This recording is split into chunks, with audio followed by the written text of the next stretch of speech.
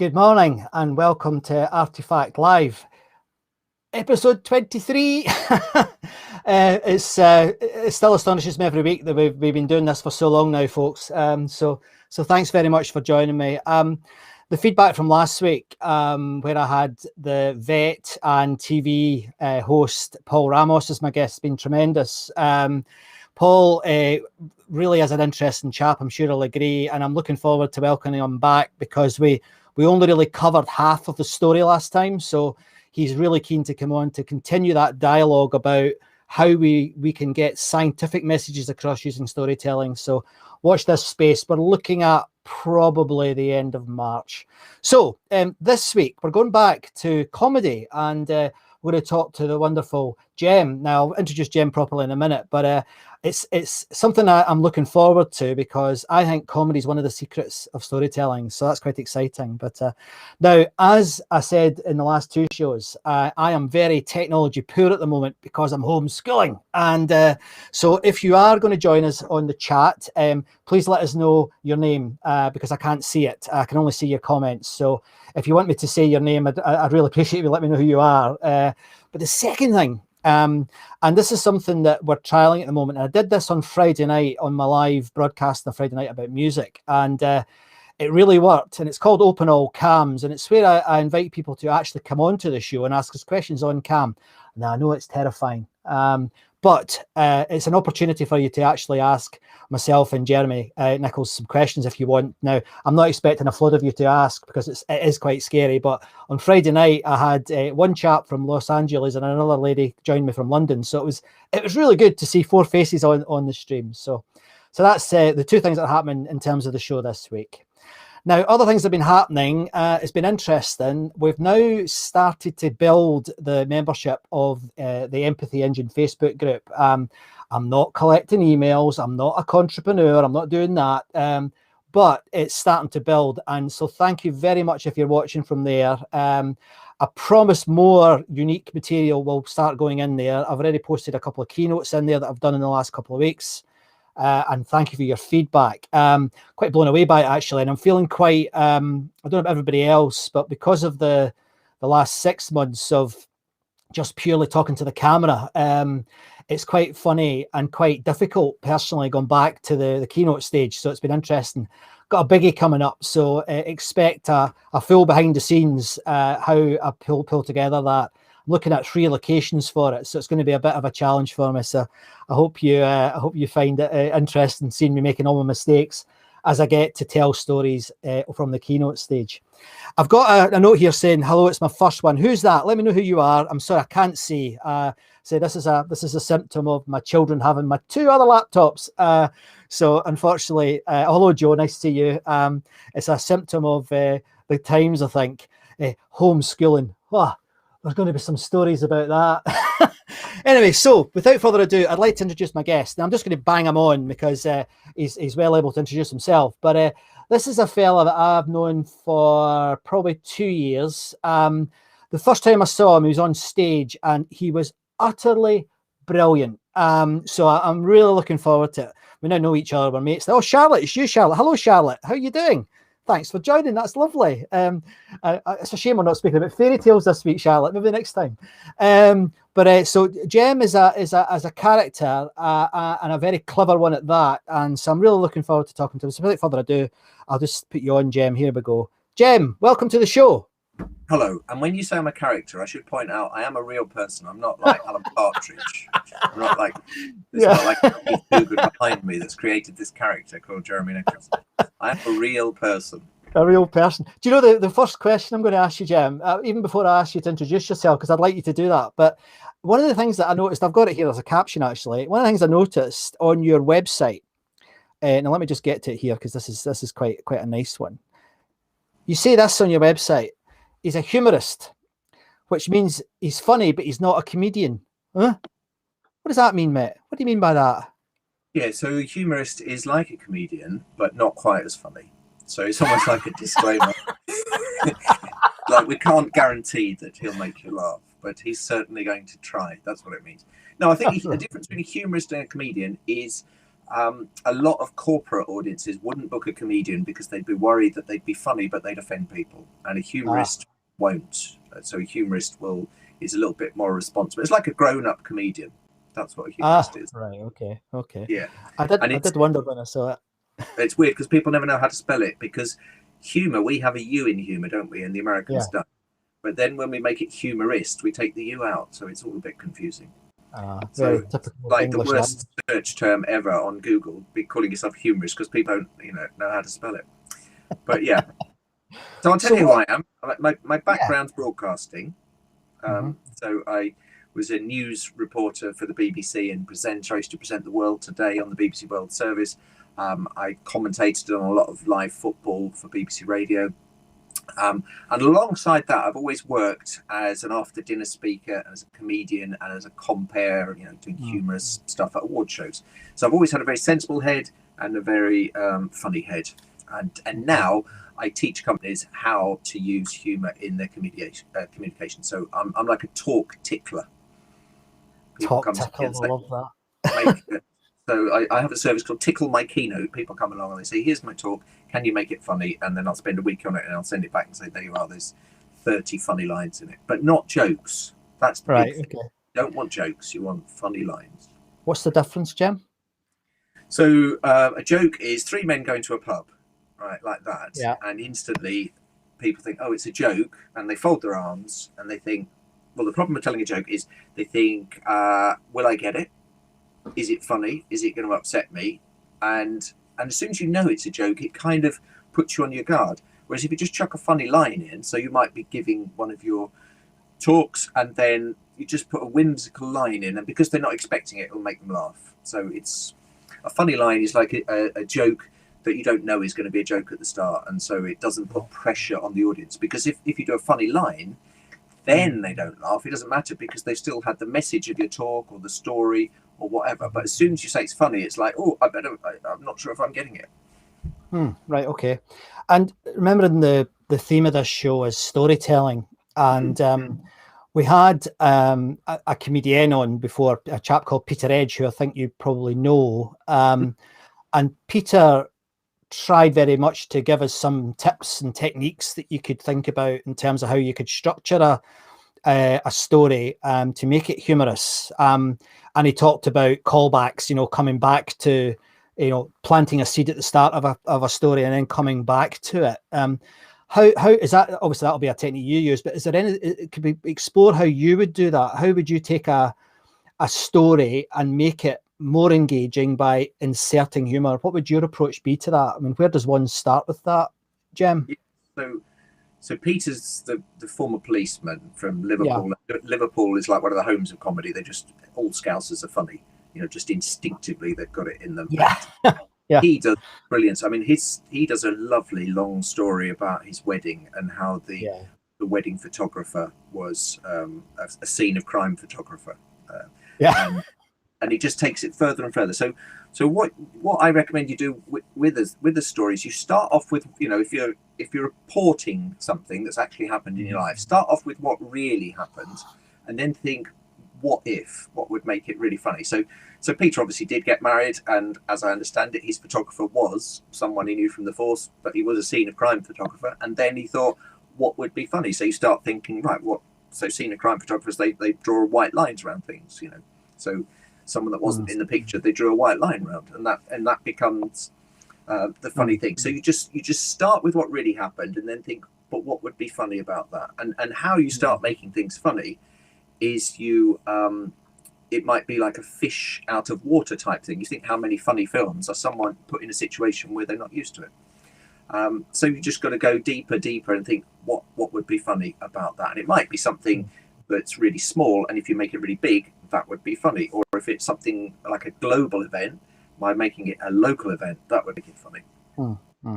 So I also know that you are a Edinburgh Festival veteran. And do you know what? I think I actually saw you at the Edinburgh Festival about 10 years ago. Would that make sense? I don't know. You see, what happens is they put the names of the performers on the posters, but they don't give us a list of all the audience. So I keep telling, but You would know better than me. Oh, Scott. you've used that before, yeah.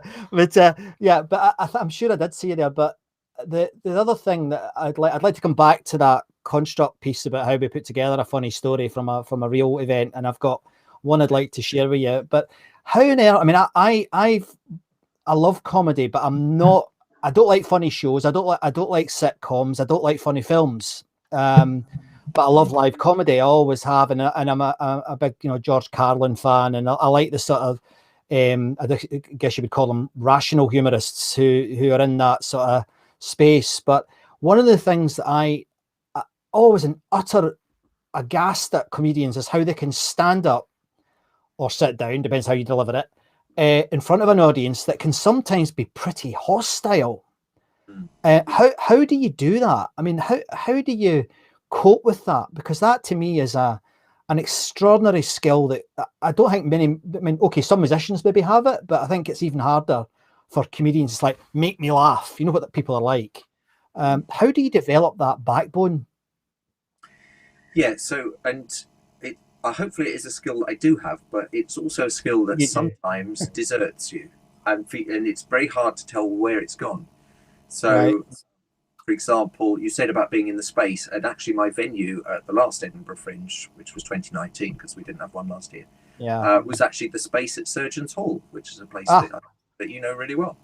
I do. It was a venue that is, most of the year is part of the Edinburgh University's Department of Medicine, and it's got the big museums and everything. And I know that you've had all sorts of stories about the horrible things that they have in jars up there. But I did 27 shows in 27 days. So every night, 8:30, I was on that stage at Surgeons Hall, and 24 of them were brilliant, and 3 of them weren't. And I did it exactly the same, And it's just who comes through the door, and is there. What you always want in an audience is you want someone that laughs easily, that gets the laughter going. So if you think, I always think of it as like coals on a barbecue, where you've got to have the, if you heat up your barbecue coals and then you have them too far apart, they're not touching each other, the heat dissipates. So they always need to be touching each other, so they say, glowing. And that's what you need with comedy. So you want people. So the first tip really is, if you're ever doing any comedic storytelling, make sure the people are sat close to each other. So my space at Surgeons Hall held 120 people. And sometimes there would be 30 people in the audience, and instinctively they would want to be spaced out because people like somewhere to put their coat and somewhere to put their drink and like that. And I would say to the ushers, just get them to come to the first 4 rows, so that they're like barbecue coals touching each other. So that's why comedy clubs, if you think when you go to a comedy club, it's always got a low ceiling. The chairs are very close together. And that's why you get much better laughter there than like a business conference when people sat on big tables of 10 and they're spaced a long way apart and they're a long way from the stage. So you need that intimacy, really. And it goes back to the old storytelling days of being around a campfire. The closer you are, you're almost leaning in to hear the next bit. You're absolutely captivated by it. And that's why comedy's never really worked at stadium-style gigs. I mean, Michael McIntyre and people will do Wembley Arena. And famously, David Baddiel did one of the first big stadium gigs at Wembley Stadium. But it's hard. Comedy outdoors is hard because there's nothing above. And I keep talking about that low ceiling. It all goes up there. And, even at somewhere like Glastonbury, or Tea in the Park, any big music festival outdoors, the comedy they'll always put in a tent because it won't work on an open stage because it all goes up there. Yes, I remember one of my most vivid experience. I mean, I've gone to the Edinburgh Festival now for basically the last 30 years, believe it or not, and I saw Tim Minchin's first ever performance in the UK. And it was at the Edinburgh Festival. It was at the Pleasance, which is the Edinburgh University building, not a million miles from Surgeons Hall, actually. And he walked on, and he didn't have as long or wild hair as he has now. He still had longish hair, but I mean, there's actually a film of it. I'm sure there's a film of it somewhere. But he didn't even say anything, and he made us laugh. He just walked on, and he sat down at the piano. He didn't have, I mean, he wears quite a lot of makeup nowadays, but he didn't back then. And he sat down, and I remember we were sitting, I was there with my girlfriend, and we were sitting in the front, there's a little sort of a balcony. It's not a circle. You wouldn't call it a circle, Jim.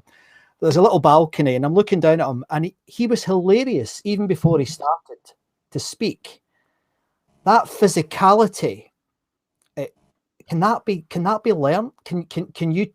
Is that an area you ever look at with people, or is it a specialist area? So Tim Minchin, Australian, brilliant musical comedian. He wrote the music for Matilda, the musical based on the Roald Dahl book, and he does brilliant, funny songs. And he's quite a funny looking guy. He looks like a rock star, really, doesn't he? He does. And he wears black eyeliner, and he has long hair, and often he doesn't wear shoes. So that's all quite funny to start with. But you see, the thing with Tim is that he's coming at it from the point of view of being a clown. You know, he will clown about, and his one purpose is to make you laugh. My stuff is more comedic storytelling. Yeah. And I'm keeping a higher status because I want to be seen as a wit, not a clown. And the difference being you would laugh with me rather than at me. Because then at some point I'm going to put in a message. You know, I do a lot to corporate audiences. And if I've become a clown and then I'm trying to say, this is how you should change your behavior, or this is what we should be doing going forwards, they're going to think, well, it's the funny clown man. And so they wouldn't then trust me with that message. So that's why I wouldn't ever come on with, you know, a red clown nose and big floppy feet and a car with the door falling off. So it's a lot of comedy is thinking about your status, really. And the two main sorts are the ones you laugh with and the ones you laugh at. So if you think in the world of stand-up, a lot of comedians will wear jeans and t-shirt, and a lot will wear suits. Yeah. And the higher status ones will wear the suits, and you'll be laughing with them rather than that. Okay. And one of the things that I don't really understand this, if I'm honest, and I'm being really honest, I don't understand it. But when I do talks, I quite often get feedback saying he was funny, and I don't do it deliberately. And I know I should. I should understand it better, maybe. But what's that about? Because I genuinely don't get it. I mean, I know that if I say murder, I get a laugh, right? If I say that in England and I say murder, I get a laugh. You know, and one of my stories involves a murder, so therefore I can say it, right? Yeah. But what's that about? I mean, when you see something, you're a great example, Peter. I mean, obviously you and Peter are different, but he's a good example. You see other people trying to do it on stage, and both of you and I have seen people trying to do it on stage, haven't we? A few times, and not everybody can do it.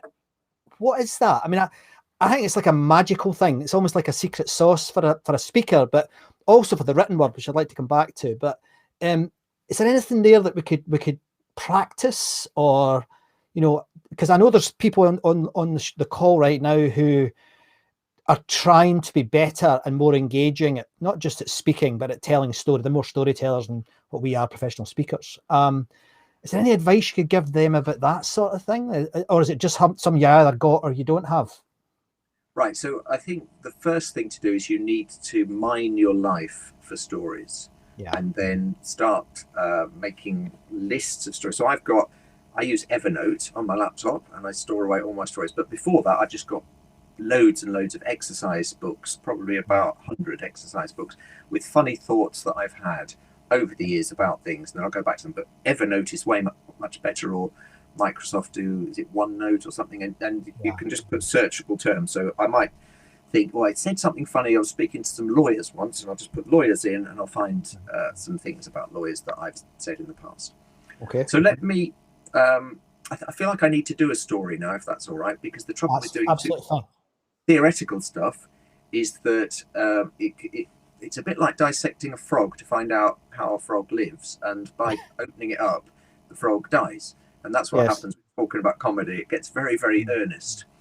Yes. So I gave a talk in Johannesburg in 2010, just before the Football World Cup, and I was doing some work there on how to use humour in business.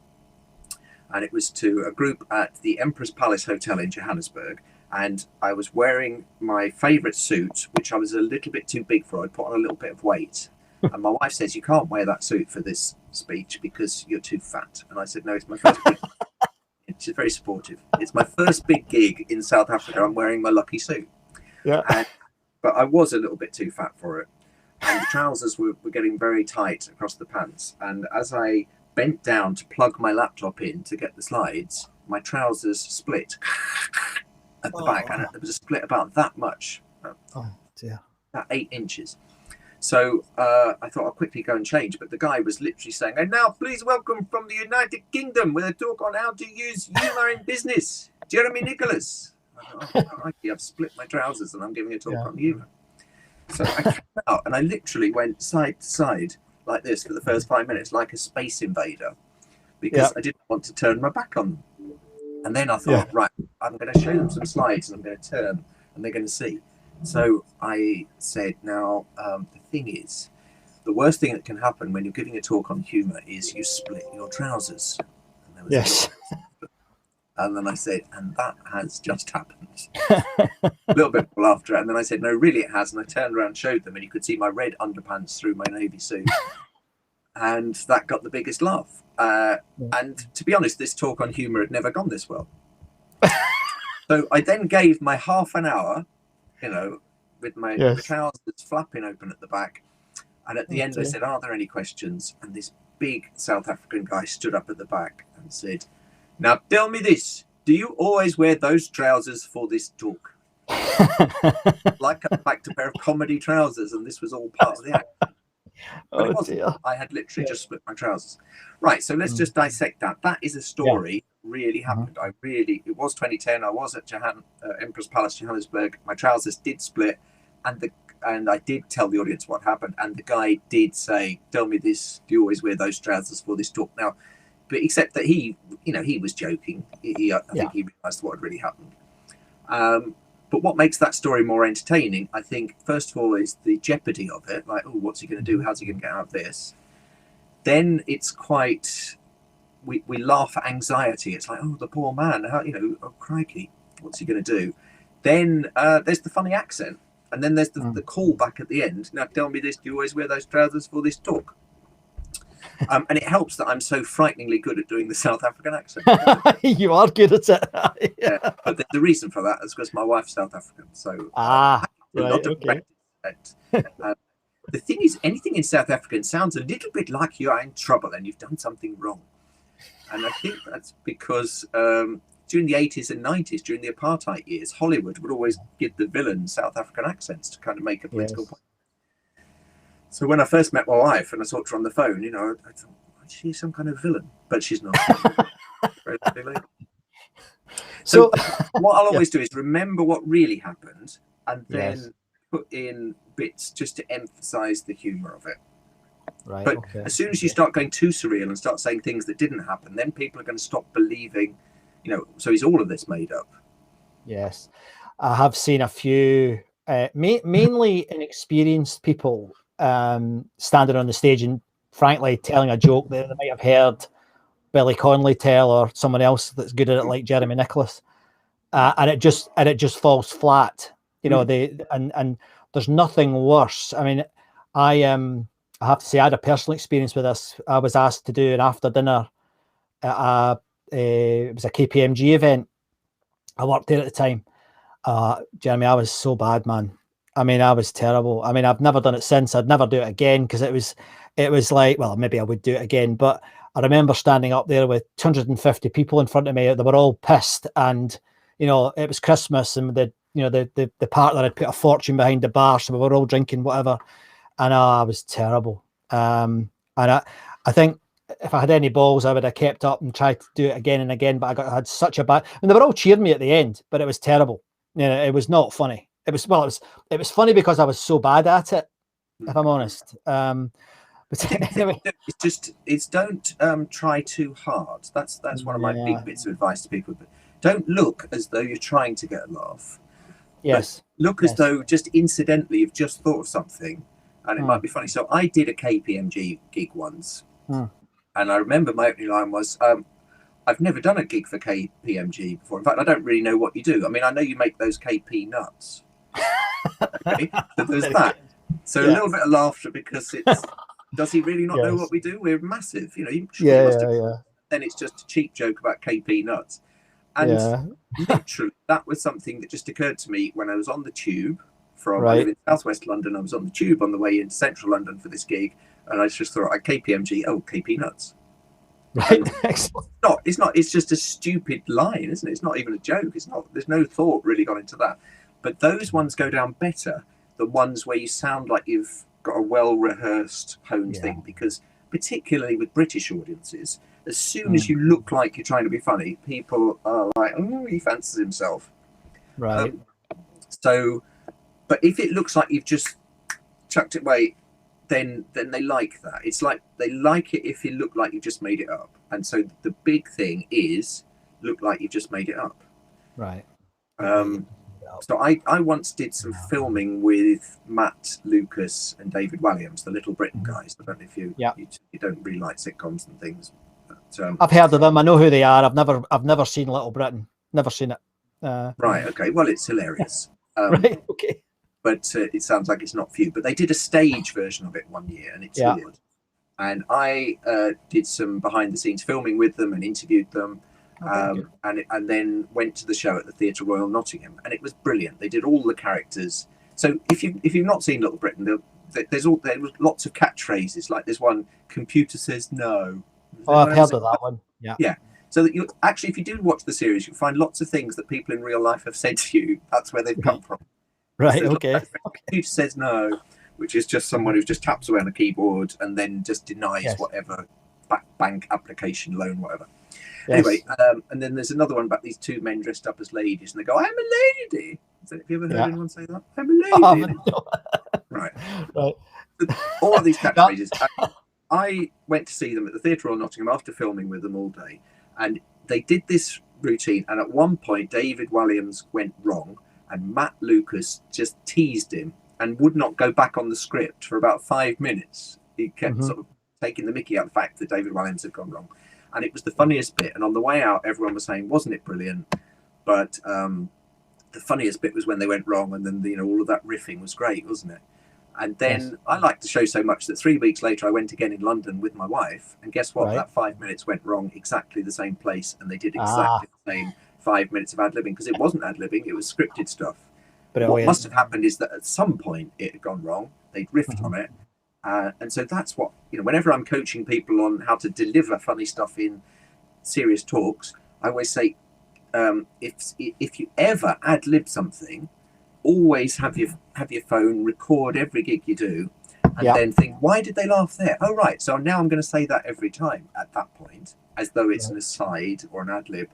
But I'm going to always make it look like it's just occurred to me, because then they'll like it better. So a lot of my stuff, I look like I'm making it up as I go along. I don't look very rehearsed, but it does take a lot of rehearsal to look that unrehearsed. It's a bit like Dolly Parton when she says, it costs me a lot of money to look this cheap. Yes. Yes. So, people say, "Oh, I don't know how you think of them." I think, well, I didn't think of it just now. I thought of it last week at my desk, and now I've repeated it as though I've just thought of it, and that's the skill. And I fooled. It's like a magician with a trick. Yes. It's not like for you. It's the first time you've seen it. You just think, "Oh, crikey, they're magic, aren't they?" But no, they practice to get it exactly in the right order, and that's the same with any humorous stuff. As soon as I am quite good at off-the-cuff stuff.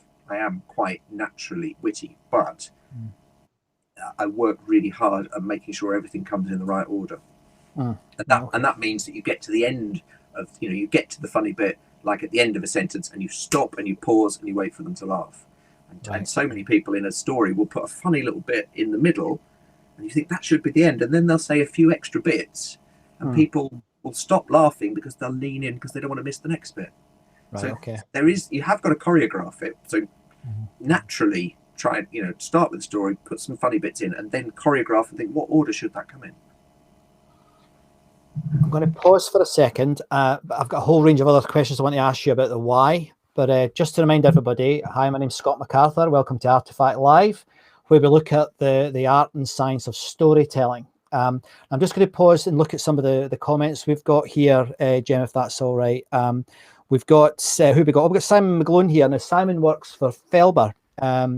the Covey Institution that you may have heard of. Not Felber, I got that wrong, haven't I? What are they called, Simon? Anyway, it's the Covey Institution. Nice to see you, mate. It's been a while. And you're quite funny. And who else have we got here? We've got Jeff Downs. Now, Jeff is a former client of mine. Well, he's still a client of mine, I think, Jeff, and a friend. And he's asked me a question. Hi, Scott. One of your funny lines I experienced was, sorry about the swearing. I can't help it. I'm Scottish. Was that made up or rehearsed? Well, funny enough, the first time I did it, it was made up. But now I do it rehearsed. So it just confirms what Jem said about, if you do come across something that seems to work. And it is something that I lean on sometimes because I think I might have told you this before actually on one of the previous episodes, but I remember I went for a sort of 8-week course on basically taking away my accent. And at the end of the 8 weeks, this was someone who coaches people on the stage in the West End. She said to me, "Don't lose your accent, just keep it." So what I then started to do was wonder, okay, well, how do I actively use it? And it might be something that Jem could comment on it later on about the sort of Liverpudlian thing. I think there's the relationship there. But now, if you go to Glasgow and you go into anywhere, any pub, business, anywhere, everybody F's, fuck that and fuck that. It's there. And one of the things that, and I know a lot of people in the corporate world don't like it, but you know what? Everybody swears. In the corporate environment, they swear like troopers. So I don't make any apologies for it. If it's appropriate, I'll use it. I won't use it just every second word. But if it's an appropriate story, Jeff, I will use it.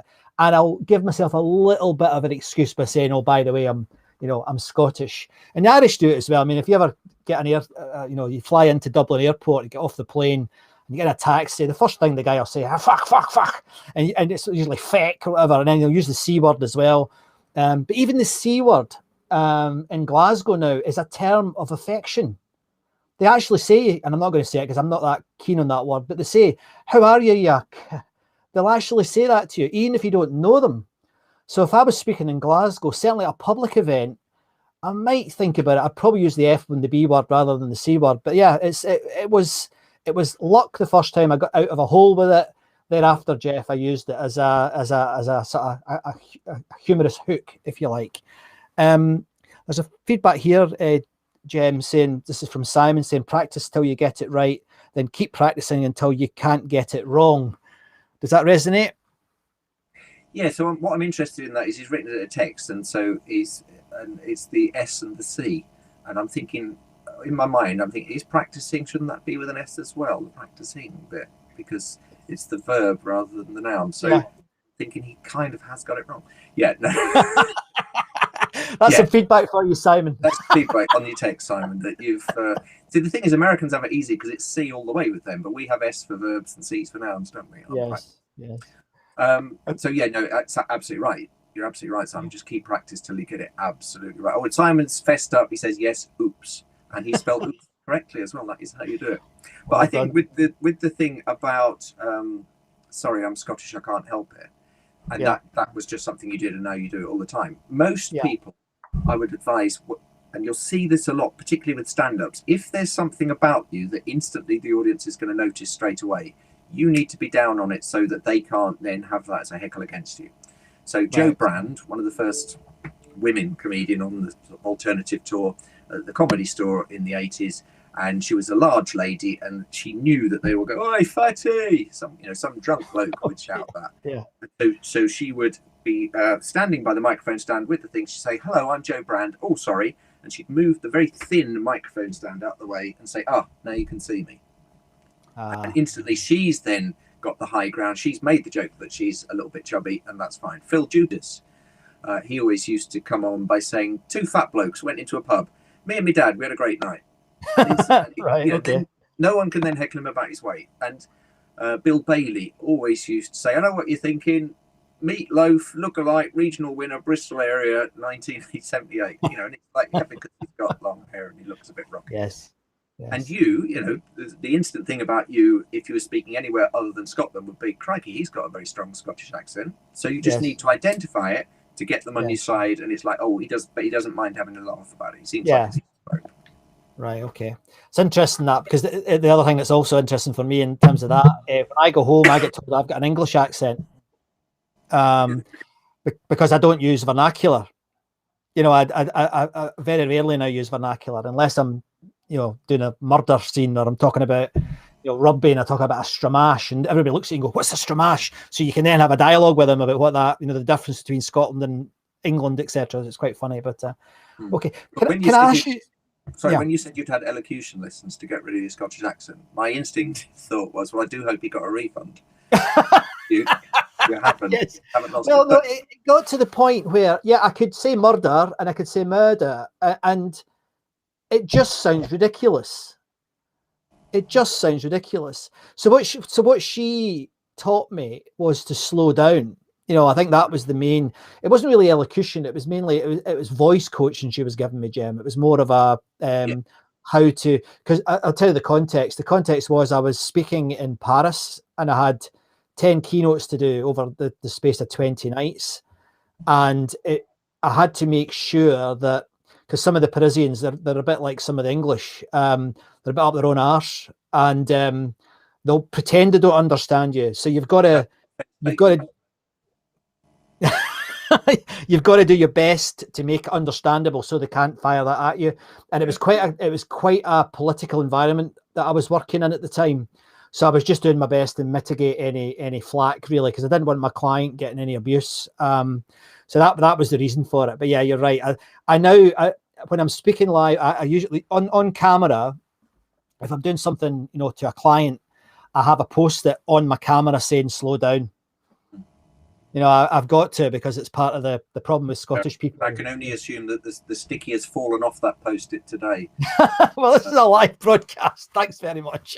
No, it's fine. I always appreciate feedback. I'm tuned in to the Scottish accent from all my years in Edinburgh. I went to a Burns supper a couple of years ago, which was in January, funnily enough. I don't know why I picked that. I have it, but and I was in Edinburgh, and I just thought, this is not Edinburgh.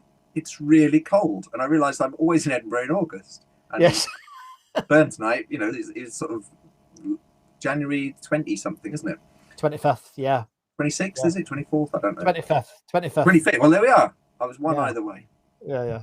But, the thing with having any kind of accent or being from a different place to where you're speaking is there's lots of humour in that. So, when I see Toastmasters and people all telling you've got to talk like this, you've got to, I think, no. If you're Scottish and you're speaking English, speaking in England, make the thing about the difference. In Scotland we do this, in England you do that. There's so much humour to be had with that. Like I say, my wife's South African. The first time I went to meet her family, and I was asking for directions from somebody, and this was in about 2003, and I said, can you tell me how to get to this place? And the guy says, yes, no, you just go along this road and you keep going until you come to the giant robot, and then you turn right. And I thought, crikey, I've seen all these science fiction films. I'm not going down there if there's a giant robot. But it just means traffic light, and so there's humour to be had in those situations. Or because my wife's family are Afrikaans speaking, which is that language that's a bit sort of like Dutch and Old German. And whatever gift I would take to the family, my mother-in-law would say, oh, buy a donkey, Jem. Meaning buy a donkey means thank you very much. But to me, it sounded like buy a donkey. And so I did this whole thing about whatever I give you, you always say, oh, buy a donkey. And I think next time I'm going to bring you a donkey. Very good. So anything that's the difference between where you are and if you see any comedian, they always go, oh, I'm from Bristol. In Bristol, we do this. But what you mustn't do is have a go at the place where you are. So as a Londoner, if I come to Edinburgh and say, oh, I can't believe you Scots, you do all this, you're going to, don't have a go at us, mate. So I will always have a go at the place where I'm from. Yeah, you won't believe it. In London, they do this. And they're, people will laugh because people think, in London, they probably do that. Right, okay. That's good advice. So, always be aggressive about it. Be self-deprecating. Have a go at where you're from, not where you are, because otherwise it might be a very short gig. So we're coming towards the end already. I mean, time always goes. It's like a time warp, this show. Every time we do it, it's like we've got 45 minutes. Then you look at the clock; it's already 45 minutes, and it's incredible. Testament to you and your lovely storytelling. You should try and speak a bit more quickly, then you get more in. I think what happened is that speech therapist, she's held you back. Yeah, thanks. Yeah, you try to go a bit Final quicker. question, yeah, bugger. Anyway, right, okay. Thing is, he's insulting me and making me laugh at the same time, guys. I mean, That's just a gift. You can't teach that. Although I it's a pretend gift. I do. I do lots of courses teaching people how to, Yeah, but really you can't. It's just something you're born with. it's a gift. So the final thing I'd like to ask you about is why? I mean, why is it that I mean, the last time I did a show about comedy, I discovered I got a bit anal about it, and I was researching different types of comedy, and there was I even found there's concentration camp comedy, and it was like, gosh, I didn't know that. Why is it that we use comedy so much? Because it's everywhere. It's in many ways, you guys are the new rock stars. They are filling arenas now, and that it is absolutely everywhere. Why is it that when you're telling a story that you should consider comedy, Jem? What is it about it that makes us, why? What's the why behind all of this? Mm. See, what would help to get this a lot quicker is just shorten your questions, because you started with why and then you gave me it in 5 different forms. So I think you just need to stop why, and then I would have come in, and now I'm just thinking, yeah, okay, I'll just wait for him to stop. Why? Yeah. Okay. But the thing is, in speaking, we always say, should you be funny? Only if you want to get paid, and that's because. Right. If you think of your teachers at school that you liked, and the ones that you know, if your geography teacher was funnier than your history teacher, you would be better at geography because the lessons were fun and you'd listen more and you'd remember more. I'm So going to write this down. I always think that comedy is the icing on the cake, but it's not the actual cake. So if in the business communication world, which is where I operate, because remember, I'm not really a comedian, I'm a humorist, so I work in the corporate environment teaching them to be funny, and then incidentally I do after dinner and stand up as well. But that's my main focus. Is somebody gives me their cake, which is their communication, their talk, and then I will ice it for them. So I do a thing called tickle my keynote, where you come along with your talk and I'll just literally put some sugar on it, some sweeteners. And if you think it's the spoonful of sugar that helps that medicine go down, and then once you've seen that, you think, why would I now not be funny? Why would I now not put some funny stories in? Because the stories, they're appealing to people's on an emotional level.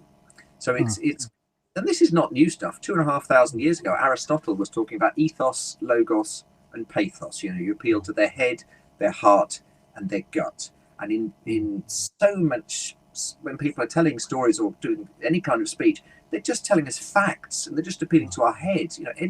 I do loads of conferences, business conferences, and it's just facts, facts, facts, and it's all, you've got this, we've got this, so let's do this. Well, put some emotion in, and then people will remember it the next day. If you go to a conference and there's loads of people speaking, it's always the one that puts some funny stories in that you can remember. So it's head, heart, and gut, and let's appeal to people's hearts a bit more, and not just go for the head all the time. Yeah, here. Thank you very, very much for that, Jim. That's been brilliant, and I've enjoyed the abuse. Thank you.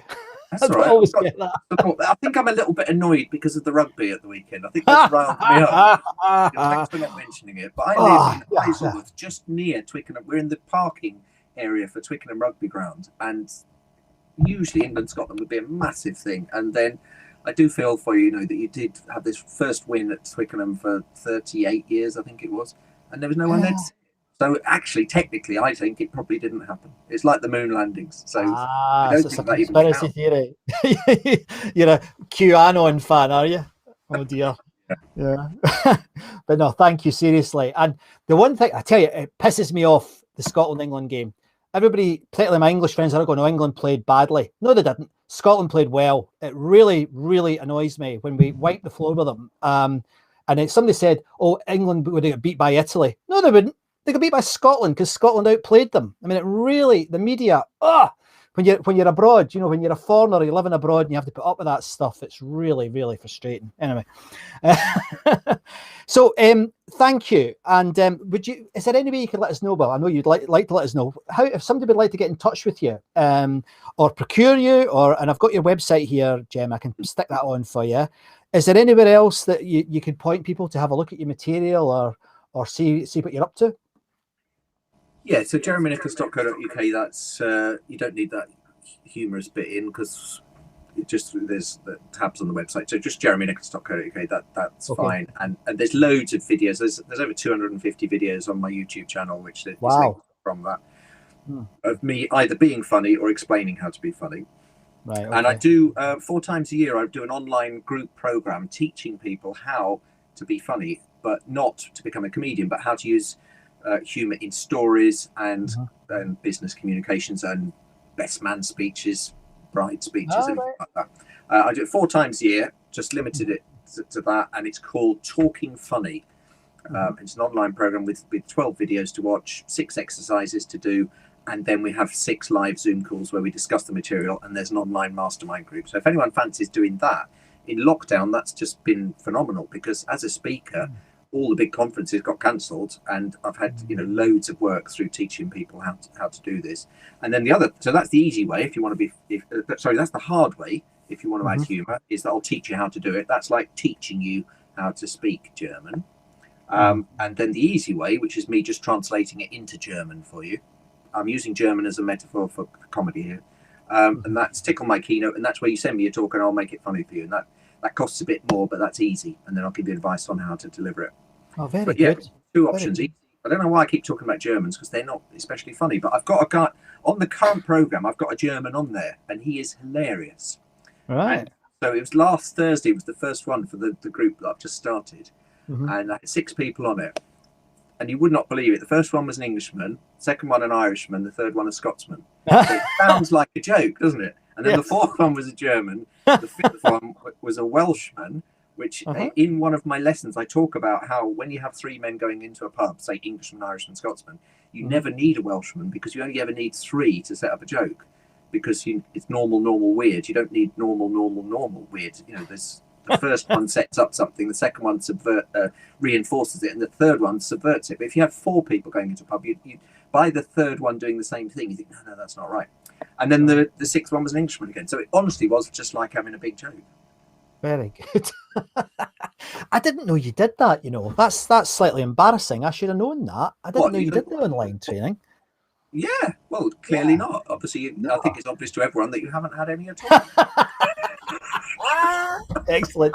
Jem, it's been absolutely fantastic having you on the show. Thank you very much for joining us. And I urge everyone to have a look at your YouTube channel, because this man is genuinely funny. Even if he is a humorist and not a comedian, he's genuinely funny. And actually, he won last time I saw him, he won an award for being funny. So absolutely fantastic. I've got it here. Have you?